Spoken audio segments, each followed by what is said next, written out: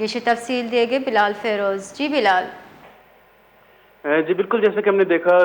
گزشتہ 24 گھنٹوں کے دوران جو ہے دکی سے 3 لاشیں برآمد ہوئی تھیں، جن کو جو ہے اسپتال منتقل کیا گیا تھا اور وہاں پر جو ہے کی شناخت بھی ہو گئی تھی۔ تو اسی طریقے سے گزشتہ روز بھی جو ہے ایک اور لاش ملی تھی جو کہ دکی سے ہی برآمد ہوئی تھی،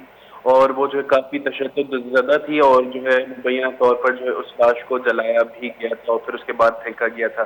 تو اس لاش کی بھی جو ہے اب شناخت ہو چکی ہے، اور اس لاش کی شناخت جو ہے وہ خوشحال خان لودھی کے نام سے ہوئی ہے، اور جو ہے پوسٹ مارٹم میں یہ بھی جو ہے ظاہر کیا گیا ہے یا انکشاف ہوا کہ ان کی باڈی کو جلایا گیا تھا۔ اس کے بعد جو ہے ان کو بھی کوئٹہ کے سول اسپتال میں رکھا گیا ہے، اس کی باڈی کو، جہاں پر جو ہے لواحقین کی تلاش جاری ہے، اور ساتھ ہی ساتھ جو ہے اس واقعے کی بھی تحقیقات کی جا رہی ہے کہ یہ جو ہے یہ واقعہ کس طرح پیش آیا تھا، اور ان کی جو ہے باڈی کو کب جلایا گیا تھا، یا یہ کس کارروائی میں جو ہے وہ قتل کیے گئے ہیں۔ لہٰذا 24 گھنٹوں کے دوران جو ہے جو دکی سے ملنے والی لاشوں کی تعداد ہے وہ 4 ہو چکی ہے، اور جو ہے فی الحال جو ہے